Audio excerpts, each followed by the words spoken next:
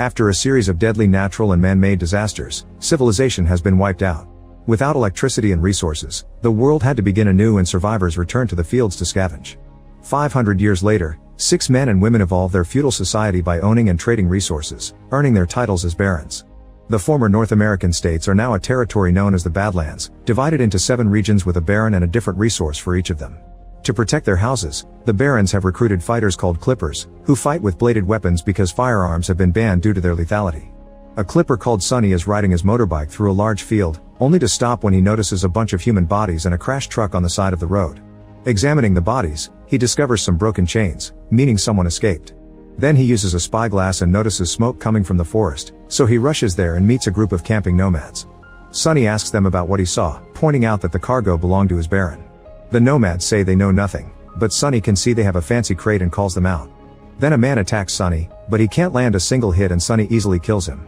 Furious, the others surround Sonny and attack him at the same time, but Sonny's martial arts skills are exceptional and he fights them all without breaking a sweat, killing them one by one until nobody is left. Afterward, Sonny finds gold coins with butterfly emblems on them. When he opens the crate, a teenager named MK jumps out and tries to escape. Sonny uses some bolas to capture him and knock him out. Moments later MK wakes up and sees Sonny burying all the bodies. After MK explains a baron known as the Widow paid those nomads to capture him, Sonny makes him help him finish the grave. Later the duo makes it to the fort, where Sonny shows MK the kids being trained to be clippers. Then they attend a conference by Baron Quinn, who reminds the trainees that religion is false and only he will feed them, not God. Quinn orders Sonny to remove his shirt, revealing numerous tattoos on his back which represent each kill Sonny has done for him. After the conference, Sonny tells Quinn and his son Ryder about what happened, but MK has no idea why the Widow wants him. Ryder wants to counterattack, but Quinn and Sonny refuse to start a war. Next MK is sent to the pit with the other boys, where Ajax bothers him and steals his necklace. MK immediately jumps on him and starts a fight, so Sonny comes over to break them apart. He takes the necklace from Ajax and is shocked to see the symbol of a metropolis, unaware that Ryder has noticed his reaction. Later Sonny returns to his cabin and reaches for a compass with the exact same symbol from MK's pendant. A flashback reveals he took the compass from a dead kid when he was young. At that moment Ryder shows up and takes the necklace away. In the evening, Sonny sneaks into another village to meet his lover Vale, who works as a doctor. After doing the naughty, Vale continues to teach Sonny how to read but also reveals a surprise: she's pregnant. However, Sonny tells her to get rid of it because bringing a baby into the Badlands wouldn't be wise or safe. As Vale tries to change his mind with stories of safe places outside the Badlands, Sonny ignores her and leaves. Back at the fort, MK is suddenly attacked by Ajax, whose attack makes MK's mouth bleed. The sight of his own blood makes MK's eye go black and move fast, kicking Ajax into a mirror. As the mirror breaks, MK grabs a falling shard and throws it at Ajax's eye, which is seen by Sonny. Then MK passes out, so Sonny takes him to his cabin. When MK wakes up, he admits that the effect happens whenever he bleeds, but he doesn't know what it is. It's happened since he was a kid and that's the reason why he and his mother had to run away. They had been looking for a doctor to fix him but they were caught by the nomads and separated. Sonny shows him his compass and MK recognizes it as his home Ezra, a city outside the Badlands that proves the legend right. MK wants his necklace back but Sonny says Ryder has it and sends MK back to the barracks. Afterward Sonny runs to tell Vale about Ezra but changes his mind right outside her door. On his way back, he notices a car nearby and he's suddenly surrounded by a group of warriors who attack him at the same time. Once again Sonny proves he's the best and fights them all without any issues, moving all over the street and even climbing on top of the car to stay in control of the fight. One by one all the guys are killed until the only person left is the one in the car, who turns out to be the Widow. She asks Sonny about MK, and after he refuses to help her, she leaves. Back to MK, he sneaks into Ryder's room to take back his necklace, but Ryder catches him red-handed and takes it back as he aggressively pushes MK against the wall. At that moment Lydia walks in and is shocked to see the design on the necklace. Then MK is imprisoned with a sentence for execution. Sonny visits him to ask why he risked it, so MK explains it's the only memory of his mother and asks Sonny to give her his farewells if he ever finds her. Seeing the boy have a breakdown, Sonny feels bad for him and decides to release him. He helps him escape through an underground tunnel that leads him out of the fort, unaware of Lydia seeing everything. In the evening, Ryder gets dirty with Jade, his father's third wife-to-be. At a bar, the Widow approaches her former regent, who grabs his sword only to be quickly disarmed. She's here to discuss politics but at that moment, she notices an assassin hiding nearby. The guy throws a hand axe at her, but she dodges it and it kills her former regent instead. Then the Widow begins fighting all the assassins in the room, expertly killing them all in seconds with her daggers. When there are only bodies left in the bar, the Widow interrogates a survivor and learns they were sent by Ryder. The next day MK continues to run through a forest, where he finds a bunch of pillars with a butterfly logo on them. At that moment he hears a noise and hides to watch Tilda hunt with great skill. Suddenly she appears behind him and accuses him of spying, however she takes pity on him when he explains he lost his farmer family to nomads. Tilda shares some food with him and MK notices her shuriken are shaped like butterflies. At that moment they hear dogs barking, which are part of a search party led by Ryder and Sunny. Luckily Tilda takes MK away with her into the widow's territory, and the search party can't follow them there without making it look like an act of war.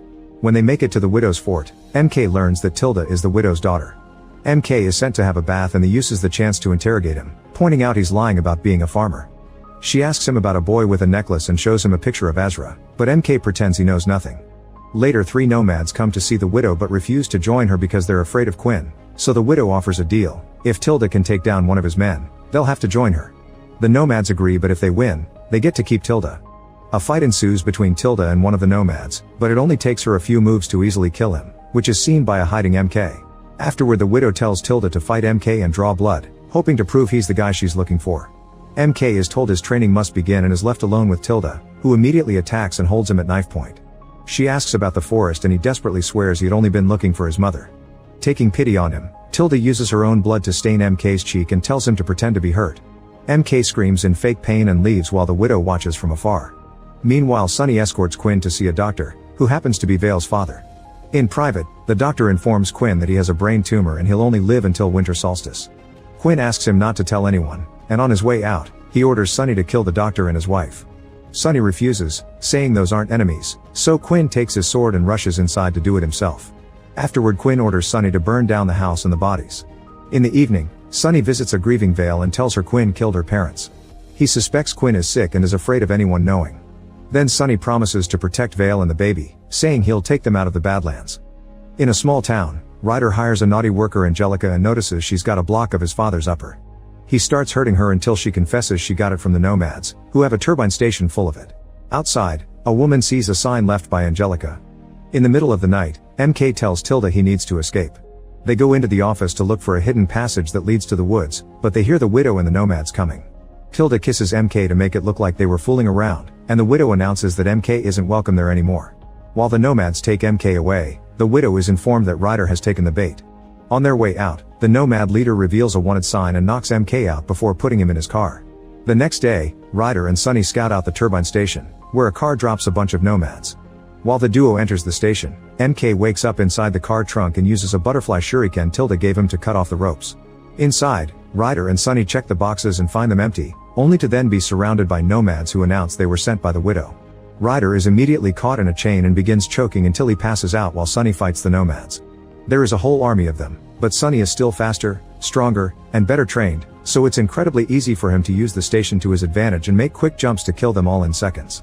Then he cuts the chain to free Ryder, only to be surprised from behind by the nomad leader. Sunny is about to die when suddenly MK shows up and kills the last nomad. Then MK announces he knows a way out of the Badlands, but Sunny can't leave because Quinn would kill him.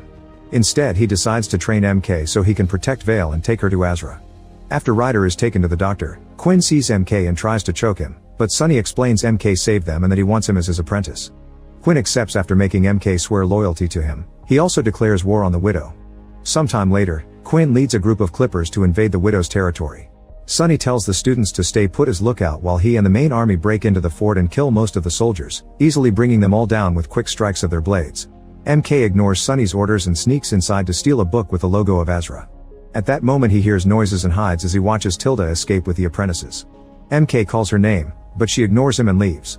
Meanwhile Quinn finds the widow and starts fighting her as both warriors expertly use their blades in a deadly dance. Eventually Quinn manages to make the widow fall, but when he's about to kill her, he has a headache and collapses.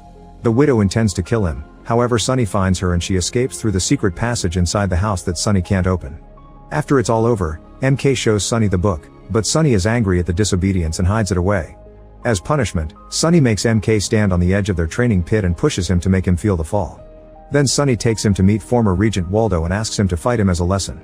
MK is skeptical because Waldo is in a wheelchair, but Waldo is fast and strong enough to just defeat him with his arms. When MK finally surrenders, Waldo reminds him to see beyond what's obvious. In the widow's territory, she and her pupils wander into an old home that they can use as shelter. The widow then orders Tilda to get Angelica before Sunny gets to her. In the meantime, Vale is brought to the fort to take care of Ryder. Lydia is skeptical of the bone drill, but Vale explains Ryder's brain is swollen and that if she doesn't do anything, he'll die overnight. The surgery is successfully performed and soon Ryder regains consciousness, so Quinn immediately asks him who set him up. Once Ryder explains, Sunny is sent to find Angelica. Moments later Sunny and MK arrive at the town and Sunny tells MK to wait outside while he flushes Angelica out. At that moment Tilda arrives and slaps MK before arguing over each other's loyalties. Inside, Sunny knocks out Angelica's client while she grabs her sword to attack, wounding Sunny in his chest. A fight ensues and Sunny quickly overpowers her, demanding to know where to find the widow. Angelica pushes him off and jumps through the window, so Sunny starts chasing her through the balconies until he blocks her way and restarts the fight. Unable to win, Angelica decides to self-delete. Seeing this, MK tells Tilda to run away. Afterward they go to Vale so she can stitch Sunny's wound and MK gets curious when he realizes Vale can read. Later, Quinn tells Sunny that his attack on the widow has ruffled the other barons and they want to parley. Quinn wants to form an alliance with Baron Jacoby and asks Sunny to arrange a meeting since he knows Zypher, Jacoby's regent. After Sunny leaves, MK sneaks into his room to retrieve the book. In the evening, Sunny meets with Zypher, who tells him that the other barons are preparing for war and he could prevent it by killing Quinn. Sunny is loyal and refuses, so Zypher says she'll try to get that meeting but makes no promises. Later, MK visits Vale and asks her to read the book, but she doesn't recognize the language. At that moment someone comes in, so MK rushes to hide. The visitor is Quinn, who asks Vale to save him like she saved Ryder. Vale gives him a concoction that could weaken him but also will slow down the growth of the tumor. Sometime later, Tilda is running in a forest covered in blood pretending to be a woman in trouble. She stops a car on the road and when the guys come out to help her, the widow and the other girls kill them. Tilda checks the back of the car and finds a bunch of gold while the widow picks a pickaxe from a dead guy. It's then revealed her army caught a clipper during the invasion, and now the widow uses the pickaxe to cut his head off. In the evening, Sunny watches MK train his forms on a combat dummy. Suddenly MK takes out a knife and considers activating his hidden power, but decides against it. In the morning, Sunny takes MK out to the middle of nowhere and cuts his arm, saying that they need to understand that power. MK's eyes immediately turn black and with just one hit, he knocks out Sunny before passing out. When they wake up, Sunny tells him that when it happens again, MK should focus on a safe or pure point inside him like a memory.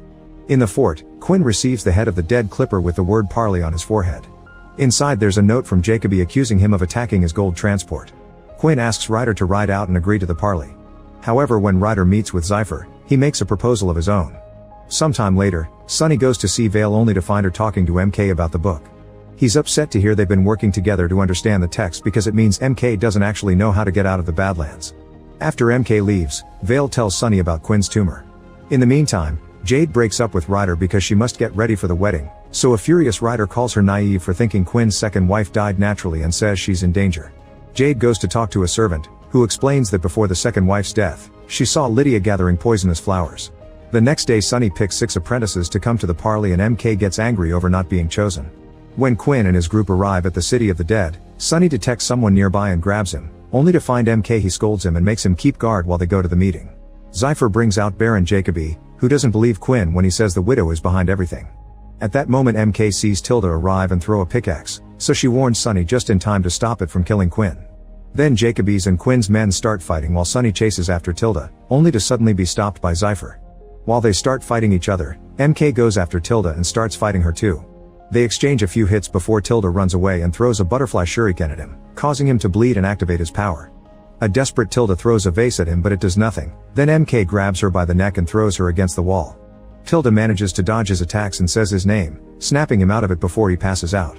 Then she notices Sunny watching them, so she throws another shuriken to distract him and runs away. Meanwhile most of the soldiers have died in combat, and now Jacoby and Quinn are about to duel each other. Zephyr comes to help but she's interrupted by Sunny, who presents Tilda's shuriken to prove the widow has been manipulating them. Jacoby tells Quinn that he was the one who got on the widow's bad side, so if he wants the other barons to calm down, he must deal with her. When Quinn's group returns to the fort, they're devastated to discover that the widow and her army have killed all the Clippers. A surviving housemaid explains that the apprentices were all bribed with gold. Quinn orders Sunny to bring him the widow for revenge. Meanwhile Zypher promises Ryder to take him to Jacoby but instead takes him to see the widow because Zypher has been working for her all along. The widow offers Ryder to help him get his father's position and Zypher to get Jacoby's if in return they get her MK. Tired of his father not believing in him, Ryder accepts the deal. Sometime later, Sunny rides to the docks and uses a gift from Waldo to get an audience with the River King. Sunny wants a way out of the Badlands and the River King points out he owed the favor to Waldo, not Sunny, so he offers a new deal. He explains had a shipment of 28 apprentices coming through but one of them killed all the others, so he wants the boy back in exchange for safe passage for Sunny. When he shows him a picture, Sonny is surprised to see MK. When he returns to the fort, Sonny continues to train MK and holds him on the edge while asking about the dead people in the boat. Suddenly MK's eyes turn black and push Sonny off the edge first, only for Sonny to wake up from the nightmare. He's at Vale's house and takes the chance to look at the book, only to discover his compass fits perfectly in a hole in the pages, which makes the arrows move. Meanwhile, the widow welcomes the several boys she freed from Quinn's fort, promising a better life. However, she also cuts their hands trying to find the boy with the secret power, but nobody reacts. At Quinn's fort, Ryder meets with Waldo to show him the necklace, and Waldo tells him to search for his grandfather because he may know something about it. Quinn tries to talk to the new recruits, but he starts feeling an unbearable headache, so he's taken back inside. Vale comes over to give him the medicine and Quinn tells her he didn't kill her parents, Sonny did. Later, Ryder visits his grandfather Penrith. At the sight of the necklace, Penrith explains it comes from Azra, a place that only exists in stories.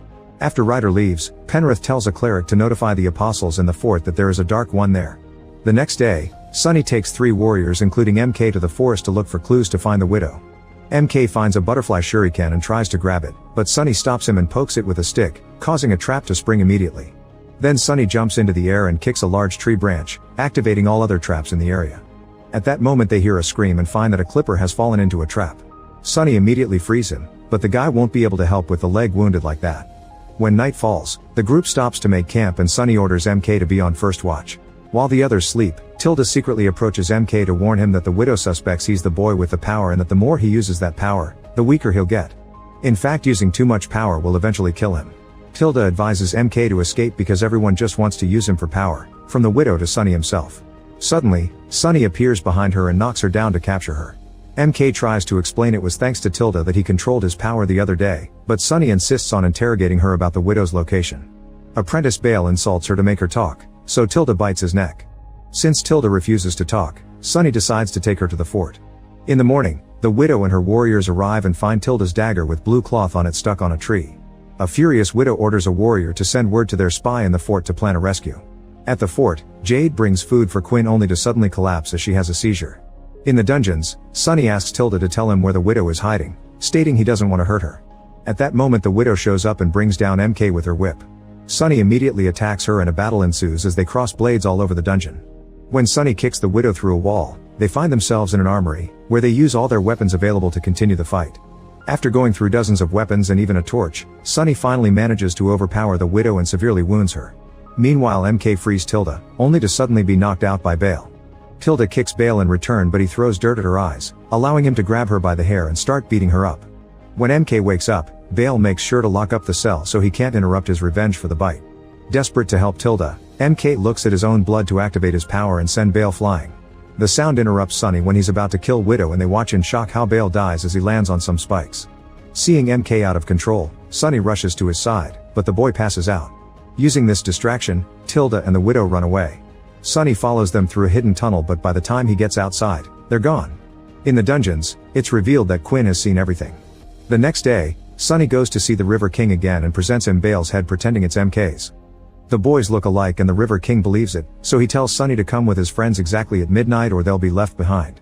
Afterward Sonny goes to Vale's clinic and says that she mustn't check on Quinn today or he won't be able to get her out.